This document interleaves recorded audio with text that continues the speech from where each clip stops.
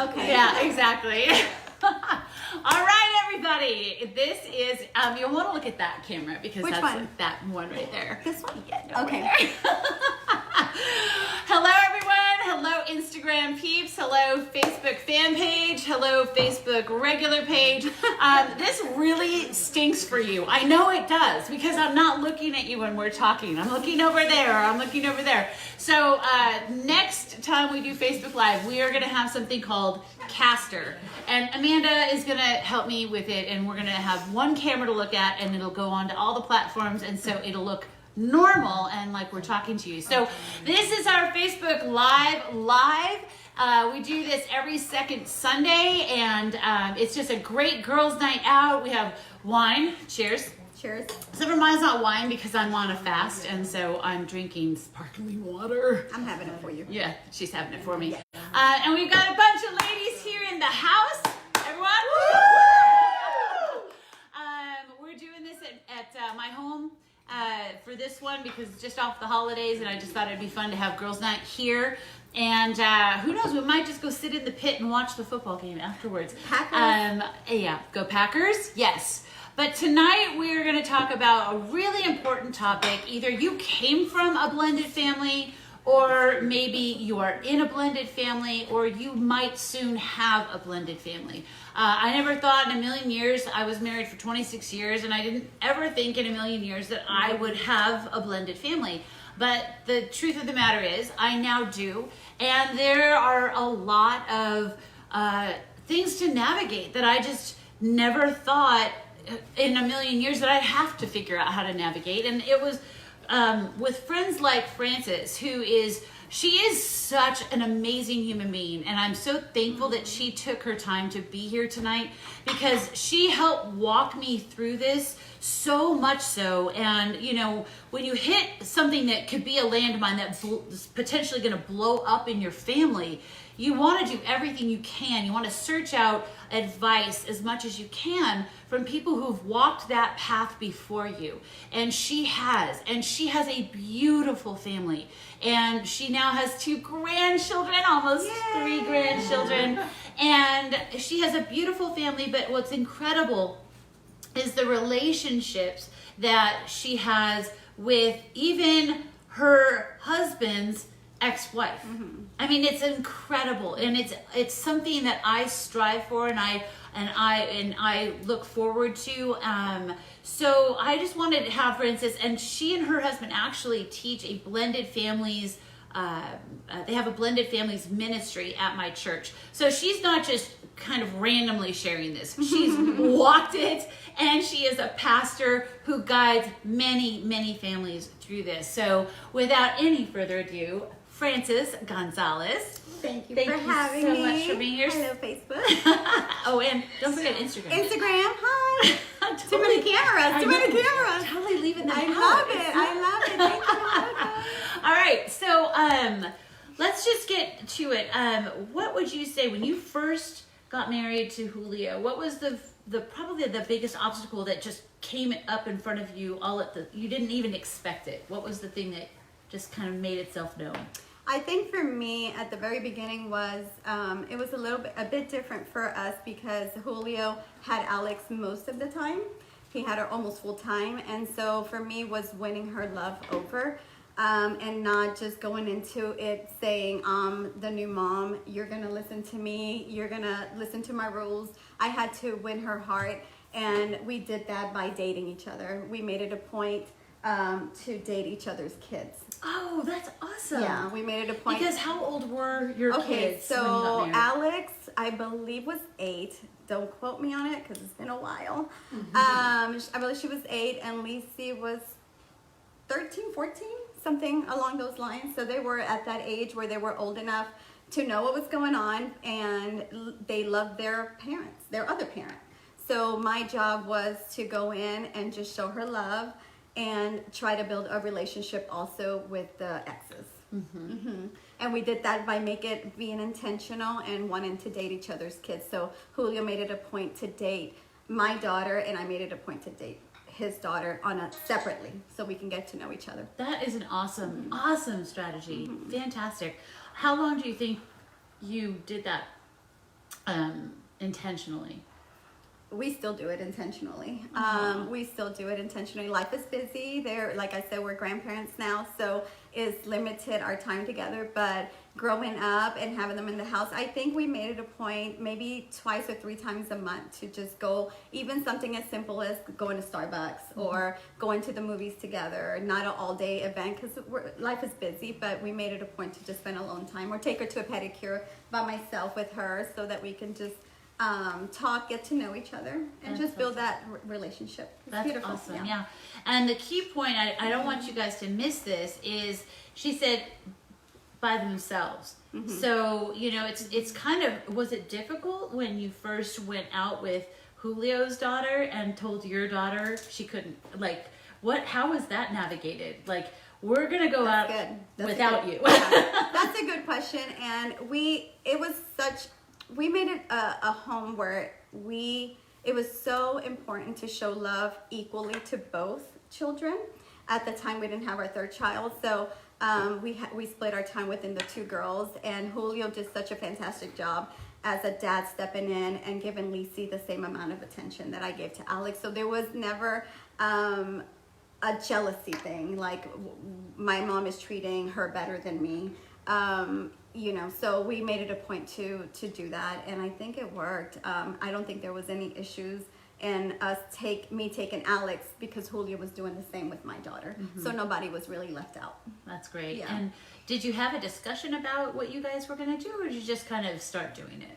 I think we were very intentional in saying, you know, we want to spend time with you. We want to get to know you. I want you to get to know me.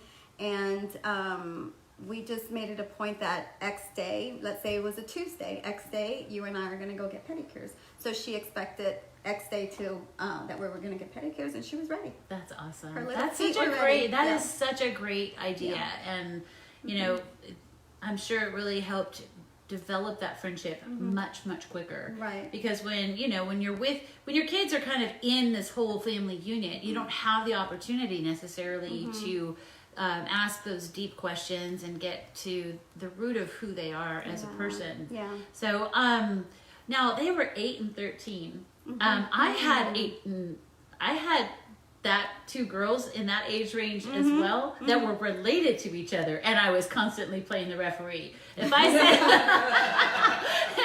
said it once, I said it 1,000 times. Am I wearing black and white? I am not the referee. Yeah. So how is that dynamic with them? Were they ever at odds with each other, and how did you deal with that? I don't know. Surprisingly enough, guys, we were just, it is a blessing. We were blessed that they didn't have any animosity towards each other.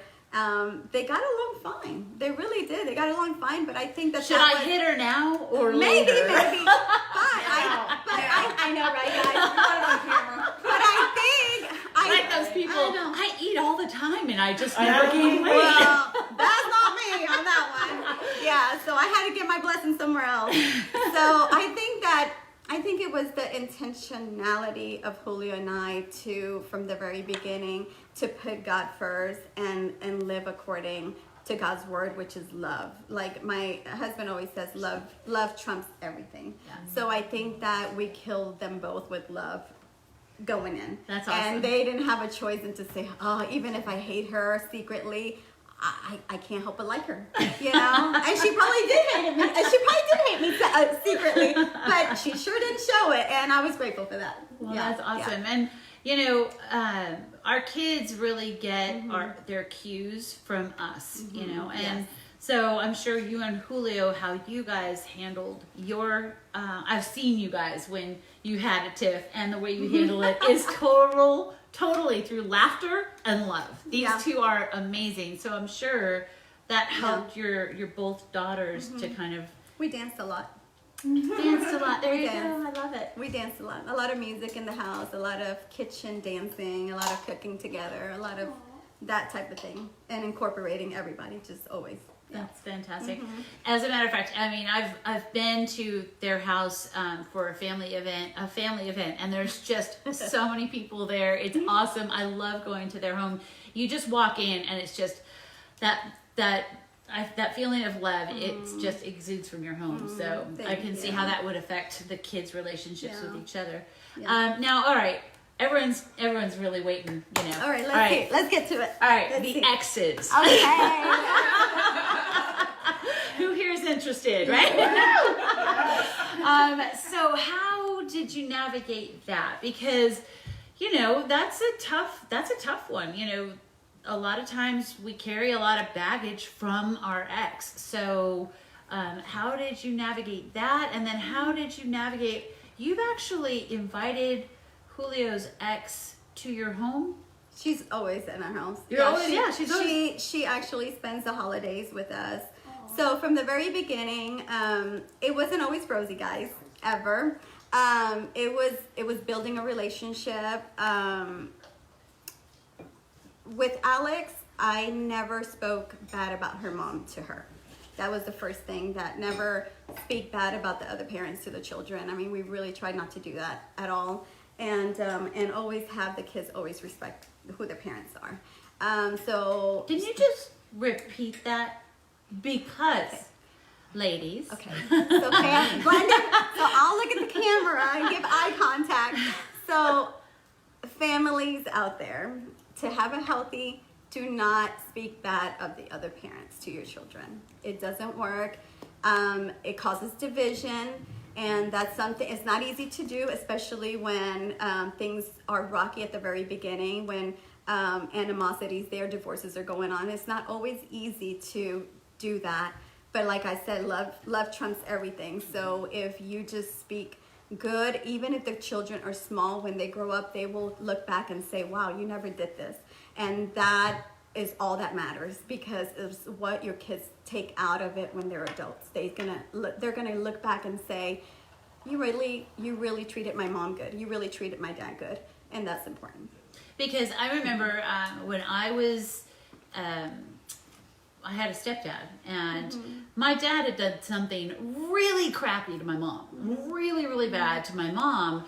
And of course, you know, my stepdad was there to support my mom, and he got involved in, you know, all this drama, and he said something negative about my dad. Let me just share with you, if you are a step-parent, it will never, ever, ever land well on your stepchild if you speak ill of their father or mother. Even though I knew my dad was in the wrong, even though I knew he did something really bad, I still held that against my stepdad for a very, very long time. So your advice is really crucial. And that's why I had her say it twice. Because no matter how justified you are or you feel you are in speaking ill of that child's natural parent, it will never have the impact that you think it would. Right. They're always going to, just like, come on, you've had brothers and sisters, I'm sure. Right. You know, and you would make, how many of us made fun of our brother or our sister, or we tortured our siblings, right? But, if anyone else spoke ill of our brother or sister or did it, right? We were like ready to fight him.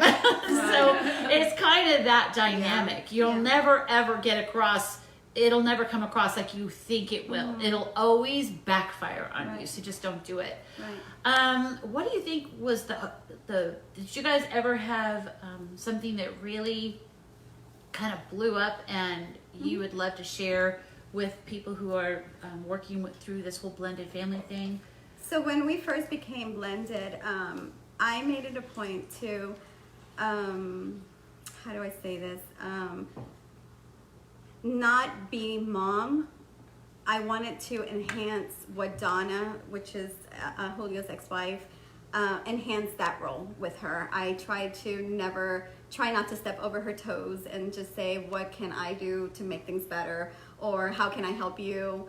Or, you know, or not go against them. We really tried from the very beginning to be unified, the rules over there with the rules here. That way the kids aren't manipulating situations, because it happens all the time. We see it all the time in blended families. The kids will go to one household, say one thing or act another way, and then come to the other one, and that's what causes the problems. So we kind of nip that in. Is it the bud or the butt? The bud. The bud. We nip that in the bud. I always get that wrong. People laugh, but I like it. I like butt too. Yeah. So So we nipped that, and Donna, Julio, and I became a unit from the very beginning and spoke about everything. So that kind of helped. Did Donna and I have, any altercations? Yes, she has a temper. Right, Donna? She's probably watching. Hi, Donna. So she's a little strong-willed, so we've had our moments, but we've always come back to resolving it in a godly, amicable way. And to this day, I have text after text where she's thanked me for raising her daughter. Oh, yeah, so awesome. it's always nice. So that was mainly the situation. We just made it a point to include each other in everything. That's fantastic. It's not always rosy, but it's been, I would say out of 100%, it's been a good 80-85%. That's awesome. That's been great. And then another key that I think would really be valuable to everybody is, how did you deal with the discipline? Because I like that. I have had friends that have said, my new husband disciplines my kids in a way that I wouldn't. How did you guys handle, and vice versa? That's a good question. Yeah. And it is an issue with blended families. So I did not go in there again saying, Mom, you're going to do my rules and you're going to listen to me, or I'm going to reprimand you. So I knew my role at the very beginning, and that was to go through her dad. So if it was an issue with Lacey, Julio would come to me and talk to me and say, this is going on. It needs to be addressed. Because at the very beginning, you can't just go into a family. And mind you, we got married in 50 days, guys. So it was a challenge for us. Talk about shocking for everybody involved. We literally got married 50 days after we met each other. And so it was. And they've been married now for how many 17 years? Yeah. 17 years. And so we would talk to each other, and each parent would handle their children at the time until we built that relationship and that love where they trust us and knew that our intentions were just all about love to extend to them. And once that was established, then my role was different. Then I had the mom role, and I was able to discipline, and they knew that it came from love, not from maybe power trips, I guess you should say. Gotcha. That's so how they see it. Disciplining is going to have to be a process. You have to earn the trust of. I agree. Yeah. Yes, 100%. Yeah. So, and that's tough because kids, when they're going through a divorce, a lot of times they act out and are emotional because they're hurting. Yes. And maybe you as the new parent are going to get the brunt of that. But unfortunately, like she's sharing with you, I think it's a great strategy is have the parent, the natural parent actually talk about that, biological parent talk about that, as opposed to don't take it personal. It's so hard not to. But I think, in any aspect in life, especially we as women, when we have a friend of ours lash out or do something, it's really important that we don't go into majorly of, oh, what did I do, or what, and start asking what's going on in their life. Right. And I think that always helps us, especially with children that are now in the family and they're trying to get used to everything. Yeah. It can just be literally that they're hurting, they don't know how to express their emotions, and they're going to take it out on you. Right. So it's probably very important that we don't take it personally. Yeah. And as we're building that foundation with the non-biological child, while we're building that, the biological parent is, teaching them, this is the new person in the house. You have to learn to respect her rules or his rules. So it's a combination of both me playing my part and winning her love, and then him saying, she's now a part of this family and she has to be respected also. That's awesome. Yeah. That it was and that's collaboration. That's something that again, if you're in a situation where maybe the child is disrespecting you as a new stepmother or bonus mom, it's very crucial, and I've seen this happen in actual marriages that are not blended, where the father will take sides with the daughter and they'll have this bond and sort of not respect the mom. That is a recipe for disaster in any family, but especially a blended family. So just like our kids sometimes come home and, you know, they got in trouble at school. We can't just assume that the teacher's crazy like the kid tells us. We actually have to understand that there's probably, you know, this is an adult, you know, and get to the bottom of it. So we can't just take our kid's side over our new spouse's side. And something that I share with women all the time is that, you know, my priority, you know, and this should be your priority, is God, spouse, kids, job. Because your kids, if you do it right, you raise your kids to leave you. And unfortunately, once they're gone, you have this other person that you are going to have to do life with for the rest of your life. So if you don't work on that relationship, especially if it's a new person in the family, and you're letting your new wife or your new husband be disrespected by your kids, that's not going to work out very long either. So you read my mind.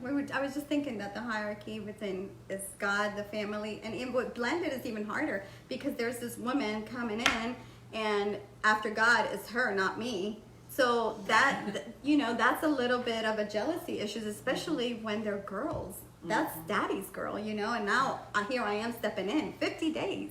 And within 50 days to make it worse, you know, so we had to really, really, really be careful. Not that it was always God and then ourselves, but dating them helped that.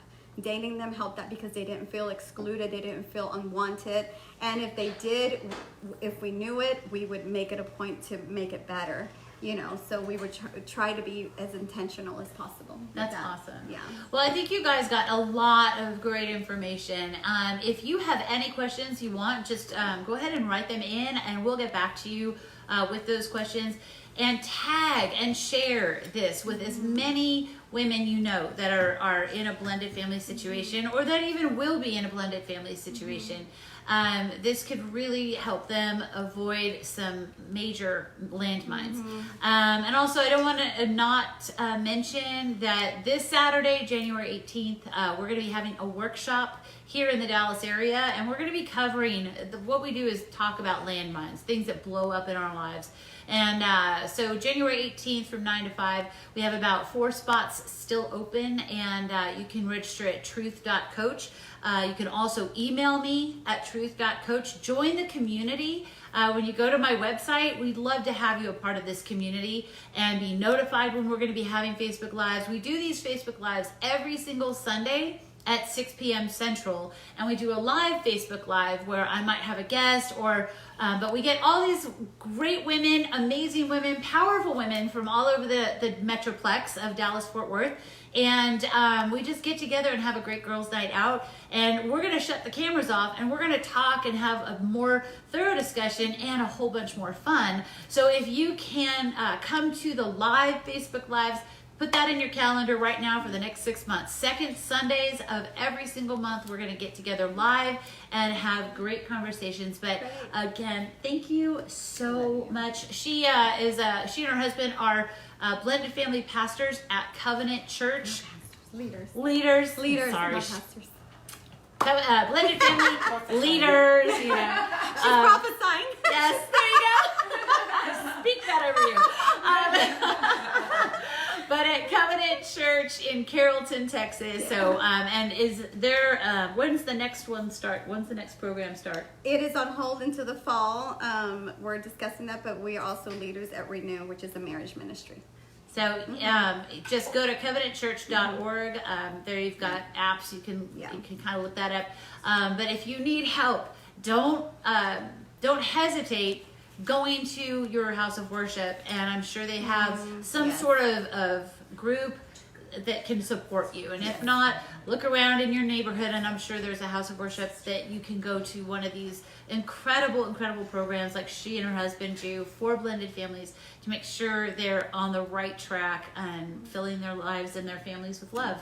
So thank you guys so much for being with us tonight, and share, tag, and we will see you next Sunday right back here at 6 p.m. Central for our Facebook Live. Awesome. Good night. Good night.